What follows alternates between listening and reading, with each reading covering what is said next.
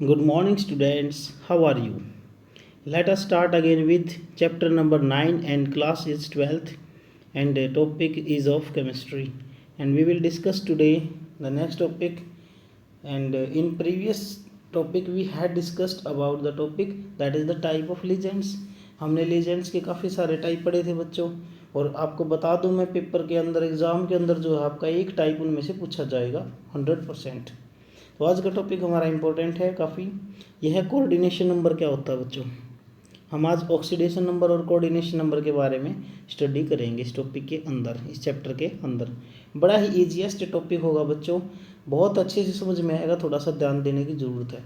The number of legend, देखो coordination number क्या होता है भाई।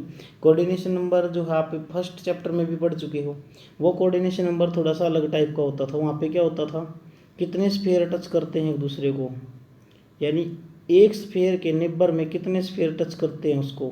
जैसे ये मेरे पास ये सेंट्रल स्फीयर है, और इसके आसपास इसके आजू बाजू कितने स्फीयर इसको टच किए हुए हैं, कोरस्पॉन्डिंग सराउंडेड बाई 4 स्फीयर, 1 2 3 4। तो इसका कोऑर्डिनेशन नंबर 4 हो जाता था। वहाँ पे आपने पढ़ा था ना, क्लोज पैकिंग टॉपिक था एक, जिसमें स्केयर क्लोज पैकिंग थी, जिसमें एक स्केयर बना था, कोऑर्डिनेशन नंबर 4 था।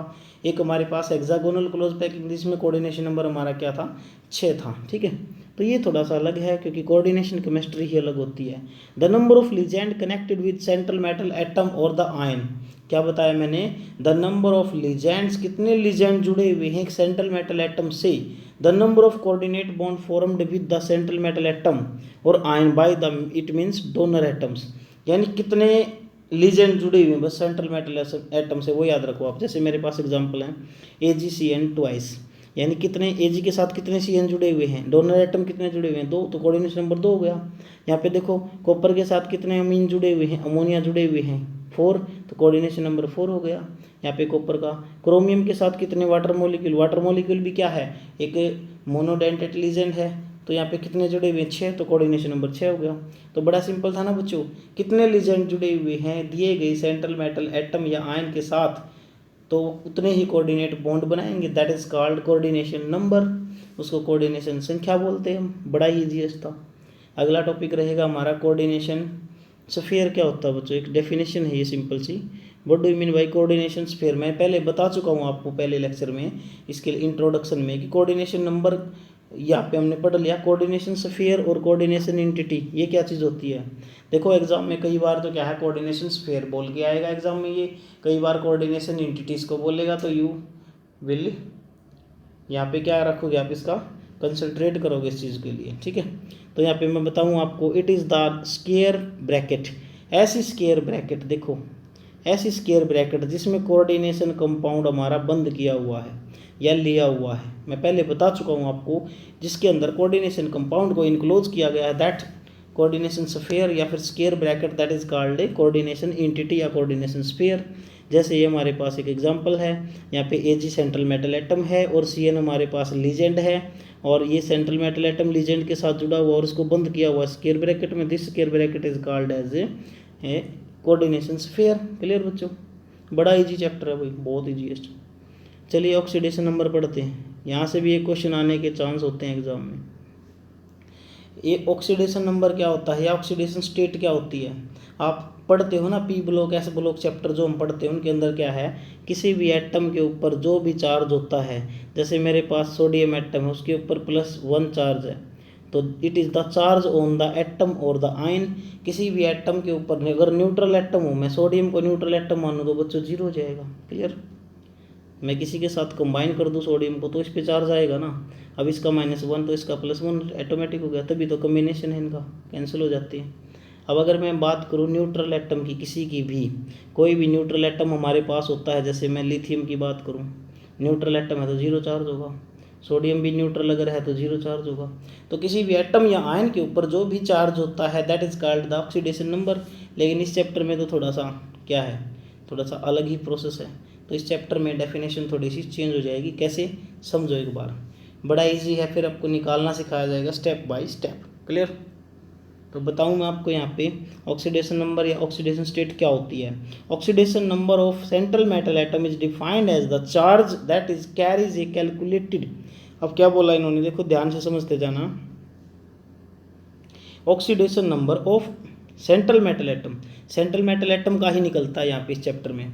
वो कैसे डिफाइन किया गया, डिफाइंड एज द चार्ज, वो चार्ज है दैट इट कैरीज, जो ये लेके रखता अपने पास, as calculated by charge on the ligand, जो मेरे पास, देखो मैं एक एग्जांपल से समझाऊंगा आपको।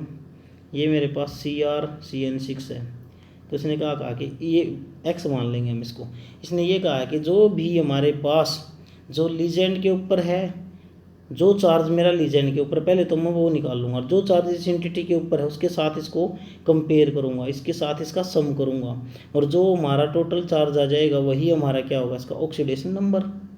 समझिए आप, देखो डेफिनेशन थोड़ी अटपटी लगेगी, बट जब इसका एग्जाम्पल आप देखोगे तो आपको क्लियर होगा, हाँ ये ऐसे था। As charge that it carries calculated by charge on the ligand equating the sum of the charge on central metal atom equating it to the charge on the coordination sphere is called oxidation number, because a coordinate compound has combined charge of legend and central metal atom। दो चीज़ें हैं ना इसके अंदर, इसलिए दोनों का हमने सम करना पड़ेगा। अब एक चीज़ और बताऊं, जो इसके ऊपर चार्ज है आप इसको इसके इक्वल रखेंगे, अगर ऊपर कोई भी चार्ज नहीं है तो जीरो के इक्वल रखेंगे। ठीक है, देखना एक बार ज़रा एग्जाम्पल में, जैसे मेरे पास ये कॉपर और NH3 की पावर 4 और ऊपर 2 प्लस आयन है, इनके मैं ऑक्सीडेशन नंबर कैलकुलेट करना चाहता हूँ। देखो बच्चों, एग्जाम्पल मैंने वही लिखे हैं इसके अंदर, नोट्स के अंदर है कि जो एग्ज़ाम में आए हुए हैं पिछले प्रीवियस ईयर में। मोस्टली एग्ज़ाम जो है बोर्ड का, HBSC बोर्ड का एग्ज़ाम MBD बुक से मिलता है आपको, MBD का जो सैम्पल पेपर होता है। ठीक है, वैसे सिलेबस आपका मॉडर्न से चला हुआ है, या प्रदीप की बुक भी अच्छी होती है बहुत। ठीक है, तो आप कोई सी भी बुक परचेज कर लें, प्रदीप या फिर मॉडर्न। ठीक है, तो देखो कुछ एग्जांपल हमारे पास यहाँ पे कॉपर का ऑक्सीडेशन नंबर कैलकुलेट करना है, तो आप क्या करें, मैं आपको समझा रहा हूँ इसमें। देखो ब्लैंक पेज ढूंढ रहे, वही कहीं मिल जाए, तो नहीं है यहाँ पे तो। ठीक है, चलो कोई नहीं, देखते हैं वहीं पे निकालते हैं, यहीं पे है जगह कुछ, निकालते हैं। देखो कॉपर, यहाँ पे जिसका भी चार्ज आपको निकालना है बच्चों, उसका क्या मान लोगे आप, एक्स मान लोगे। तो ये देखो एक बार, कॉपर का चार्ज मेरे पास x मान लिया मैंने, ये मान लिया। अमीन, देखो ये अमीन है जो, अब आपको ना कुछ वैल्यू याद करनी पड़ेगी बच्चों इस चैप्टर में। ये जो अमीन होता है मेरे पास, ये वाला NH3, ये न्यूट्रल लीजेंड होता है। अब आपको याद करनी पड़ेंगी 3 चीज़ें बच्चों, न्यूट्रल लीजेंड पे 0 चार्ज है, नेगेटिव लीजेंड पे माइनस का चार्ज है, और पॉजिटिव लीजेंड पे पॉजिटिव चार्ज है। 3 तरह के लीजेंड चार्ज के आधार पर लिए गए हैं। तो मैं आपको बता दूँ, NH3 वाटर, CO कार्बोनिल और फोस्फीन, इन तीनों पे आप कहीं पर भी अगर ये आ जाए तो इन पे 0 चार्ज मानोगे, क्योंकि ये न्यूट्रल लीजेंड है बच्चों। These 4 are neutral ligand. इनकी टेबल भी मैं अगले टॉपिक में आपको शो करूँगा, इनकी टेबल जो है। तो ये चारों के चारों न्यूट्रल लीजेंड है, तो 0 चार्ज होगा। तो देखो 4 यहाँ पे था, तो 4 × 0, क्योंकि 4 के साथ क्या है, 0 कंबाइन है, तो 4 0 0 हो जाएगा। जिसके साथ मल्टीप्लाई होगा 0 बना देगा। जितना चार्ज हमारा ऊपर लिया गया है वो हम इक्वल में रखेंगे, मैंने अभी बताया था आपको। तो देखो x + 0 = 2, तो x = 2, the copper has 2 plus oxidation number here. Clear. देखिए नेक्स्ट एग्जांपल समझिए, यहाँ पे नेक्स्ट एग्जांपल मेरा क्या है, कोऑर्डिनेशन नंबर तो इसका 4 हो गया ना बच्चों, और ऑक्सीडेशन नंबर कितना हो गया, +2। Clear. Coordination number means how many ligands are connected with this copper atom. ठीक है, क्लियर है ना। आगे चलें, ये जो ऑक्सीडेशन नंबर है रोमन में लिखा जाता है ज़्यादातर, कॉपर 2+। ठीक है, कॉपर 2 रोमन में। नेक्स्ट एग्जांपल देख लीजिएगा, आयरन का यहाँ पे निकालना है, तो आयरन का मैं क्या करूँगा, x मान लूँगा। साइनाइड जो होता है ये होता है बच्चों नेगेटिव लीजेंड होता है, इस पर -1 चार्ज होता है साइनाइड पे, तो ये याद रखना पड़ेगा आपको टेबल से। इस पर -1 चार्ज होता है। मोनोडेंटेट लीजेंड है बच्चों ये, मोनोडेंटेट लीजेंड की टेबल बनवाऊँगा मैं, डाईडेंटेट की भी, और जितने भी डेंटेट हमारे बनते होंगे उनकी टेबल आपको शो की जाएगी। ठीक है, देखिए यहाँ पे क्या है, -1 चार्ज है, तो 6 साइनाइड, एक साइनाइड पे -1 चार्ज है, तो 6 पे कितना हो जाएगा, 6 × -1, तो -6 है ना, = ऊपर चार्ज कितना है एंटिटी पे चार्ज -3 है, तो =-3, x - 6 = -3, और x = -3, इधर आके 6 प्लस का हो जाएगा। प्लस का तो 6 है बच्चों, माइनस का 3 है, तो 6 में से 3 गया, 3 बचेंगे। जो साइन बड़ा है तो वो बचेगा, उसका बचेगा। ठीक है, क्योंकि प्लस माइनस में क्या होती है, हमेशा माइनस, लेकिन साइन उसी का आएगा जो बड़ा है, तो +3 आंसर आया मेरा। यहाँ पे आयरन का जो है Fe3+, ऐसे लिखूँगा मैं इसको। क्लियर। बहुत ही इंपॉर्टेंट फैक्टर है बच्चों। नेक्स्ट जो टॉपिक आएगा IUPAC नोमेनक्लेचर, उसमें इसका भी एक रोल होगा वहाँ पे, इसको भी आप निकाल के लिख सकते हैं, ऑप्शन होगा वहाँ पे एक, ठीक है। देखो कोऑर्डिनेशन नंबर तो 6 है, ऑक्सीडेशन नंबर +3 है, बिल्कुल सिंपल। थोड़ा सा और एग्जांपल लेते हैं, थोड़ा सा हटके। अब देखो एक मेरे पास कोई भी कोऑर्डिनेशन कंपाउंड है ना, कोई भी कोऑर्डिनेशन कंपाउंड, उसमें मैक्सिमम कितनी चीज़ें हो सकती हैं? आपको मैंने अभी तक बताया 2 ही चीज़ होती है इसमें, एक लीजेंड, ये तो लीजेंड है, और ये आयरन मेरा सेंट्रल मेटल एटम है। लेकिन मैं आपको बताऊँ एक मैक्सिमम इसमें 4 चीज़ें हो सकती हैं बच्चों। देखो क्या हो सकती है, 4 चीज़ें हो सकती हैं किसी भी कोऑर्डिनेशन कंपाउंड में। देयर में भी 4 थिंग्स, देखो कौन कौन सी। एक तो हो सकता है बच्चों कैटायन, एक हो सकता है सेंट्रल मेटल एटम, एक होता है यहाँ पे लीजेंड, और एक होता है कई बार एनायन। तो मैंने बताया एक तो एनायन, देखो IUPAC में भी काम आएंगे, एक कैटायन, और फिर क्या सेंट्रल मेटल एटम, और फिर लीजेंड। तो देयर में भी 4 things in A coordination compound, ठीक है। चारों के चारों डिस्कस भी करनी पड़ेंगी कई बार। अब देखो यहाँ पे आयरन का बताना हमको, तो यहाँ पे क्या है K3 है ना, K3 पोटाशियम पे कितना चार्ज होता है बच्चों, +1, तो 3 पोटाशियम पे कितना हो जाएगा, +3, 3 1 जा 3, गुणा कर दोगे इसकी 3 एटम्स की। अब यहाँ पे X मान लिया मैंने इसको। यहाँ ऑक्सलेट आयन है बच्चों, ऑक्सलेट आयन। ऑक्सलेट आयन क्या होता है हमारे पास, समझते हो ऑक्सलेट आयन को आप? ये है मेरा C2O4, ये डाइडेंटेट लीजेंड होता है बच्चों। कैसा लीजेंड है, डाइडेंटेट।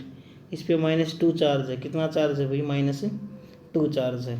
तो मैं यहाँ पे माइनस लगा लूँगा, या फिर यहाँ पे भी लगा सकता हूँ मैं माइनस अंदर भी, कभी आप सोचो। आनी तो बाहर ही है माइनस, तो क्या करेंगे x माइनस, पहले ही माइनस लगा लेंगे, माइनस का 3 दूनी 6 हो जाएगा, क्योंकि ऑक्सलेट पे -2 चार्ज होता है, डाइडेंटेट लीजेंड है ये। इजिक्वल टू, अब की बार इजिक्वल टू में क्या रखूँ, ऊपर तो कोई चार्ज है नहीं तो 0 मानूंगा, तो 0 सोल्व करोगे तो x की वैल्यू आ गई। ऑक्सीडेशन नंबर भी बता दिया, कोऑर्डिनेशन नंबर भी। क्लियर? तो आप प्रैक्टिस करें, कुछ एग्जांपल यहाँ पे, जैसे इसकी प्रैक्टिस करें, इसकी प्रैक्टिस करें, आपको अच्छे से समझ में आ गया होगा आज का रूल हमारे पास, ठीक है। क्लियर है? तो मैंने बता भी दिया। देखो कोऑर्डिनेशन कंपाउंड के अंदर लीजेंड हो सकता है, सेंट्रल मेटल एटम हो सकता है, या फिर एनायन हो सकता है, कैटायन हो सकता है। For example this is the central metal atom, this is the legend, this one is the anion, और यहाँ पे कैटायन मैंने शायद शो नहीं किया, कैटायन मैं यहाँ पे शो कर देता हूँ, चलो K3, ठीक है। तो ये 4 मैक्सिमम चीज़ें हो सकती हैं। नेक्स्ट लेक्चर बड़ा इंटरेस्टिंग है, और इस लेक्चर के बाद ही आपको उसमें इंटरेस्ट आएगा बच्चों देखने में, क्योंकि सबसे पहले ज़रूरी है ऑक्सीडेशन नंबर निकालना, बहुत ज़रूरी है, ठीक है। तो चलिए आज का लेक्चर फिनिश करते हैं। Thank you, have a nice day, bye bye.